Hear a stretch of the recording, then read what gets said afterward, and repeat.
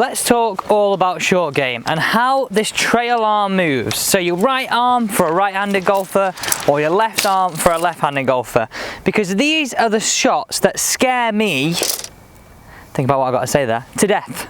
Scare me to death. Have a look at this shot here, spin the camera around. This is such a hard shot. We've not short-sided ourselves, but we have certainly not got a lot of green to work with. So, in our mind, we know we've got to get this ball in the air, right? We know we've got to get the ball in the air, so we need some loft. Today, we're going to get this sorted for you, not only on these shots, but for every single chip shot around the green. 30 seconds, let's just look what we see most people go wrong here. So just again, watch my right arm here, and we'll put a few slow-mos over the top. Trying to get the ball in the air, this sort of scoopy motion, this way. Also arm working off the side of the body, trying to feel like we keep it all as one piece. There's not this nice, relaxed underarm throwing motion. In essence, it's a lot easier to fat it, it's a lot easier to thin it, but also, I find a lot of people, when we're trying to hit this shot high, we actually find it hard to hit it hard enough. So, simple drill, and this is how I think you should take it, not just to the range, not just to your practice area, but straight out on the golf course. Get the ball on a nice lie to begin with. Club down behind the ball. Make sure the lower half's a little bit open. And actually just drop your club between your legs to begin with, okay? So that's all dropped down there. I want you to grab another ball for me. I already had this in my pocket from earlier. I want you to stand there, okay? And if I just sort of made this move here, I want to underarm throw the ball, just watch carefully what sort of motion my right arm's actually making. It's not working out, it's not working over, it's working very much in this space here. So it works back, it folds slightly, we work into the ball, into lost parallel, it's still got a slight fold, and then it extends through. So actually, if you've got some space, just go ahead, do this in your back garden, follow along with me, or if you've got one of those stress balls in the office, that's also a good one. Get it thrown into the bin. So here we go, watch this one go away and we'll put this in slow-mo again. Back, through, and extend. So there is a feeling of a bit of a natural motion, not that feeling of being too wooden, there's a natural flow to it. So, let's pick up our club, and what I want you to do first and foremost is let's just hit one away, one-handed. And to do this, grab the golf club. I would definitely recommend getting sort of down the bottom end of the grip as low as you can, because it makes the club head feel a bit lighter. With your glove hand, hook it under the opposite elbow. Just make some practice swings now. So look what you can see here.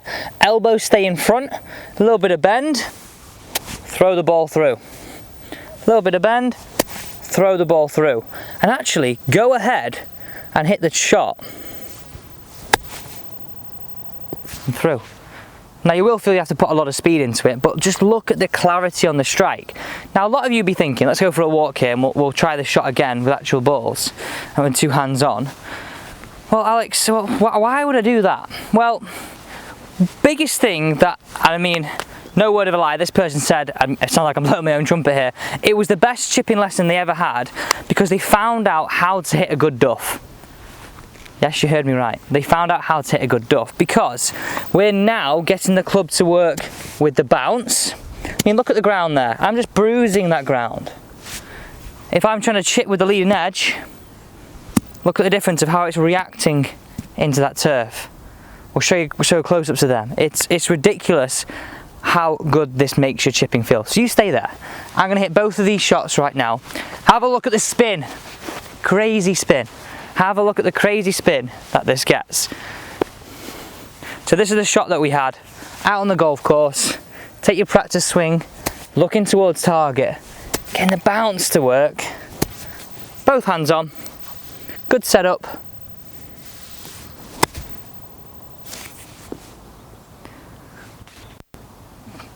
Leaving ourselves a great chance there. Okay, let's hit one more. And I also want to show you why this chip and run would really work too. We would be happy with those. So what else makes up our short game, right? That's a shot we need. That could be used over a bunker. Loads and loads of other ways we can use this technique. Let's pick up now the back of the screen where we're going to do a chip and run with the same technique. Prime example, guys, this one right here, a long chip. I mean, you might want to get the putter out here and go on, what would you use? Get in those comments. From this situation, we're, what, 60, 70 feet away from the flag? The reason why I would use a 7-iron here, one, I want to lift it over here because it's a little bit scabby, the ground. I want to get it running down here. I feel like I'd have to really hit that putter just a bit too hard personally. But the beauty of what we've spoken about here, this right arm gives a softness to our whole chipping motion. Just a little bit of a bend, extend and through, extend and through. No matter what club we're using, we're not digging this leading edge to chip with. We're starting to really be able to become a very accomplished chipper. So no matter what technique we're using, what club we're using, we've got the same sort of theory, the same sort of feelings to work to. 6, 7 feet, and again, see if we can get this one a little bit closer. But listen to the strike on that. Rolling down there like a putt. Makes your short game so much easier. Simple things. Think about this. We've got a little bit of a bend at address.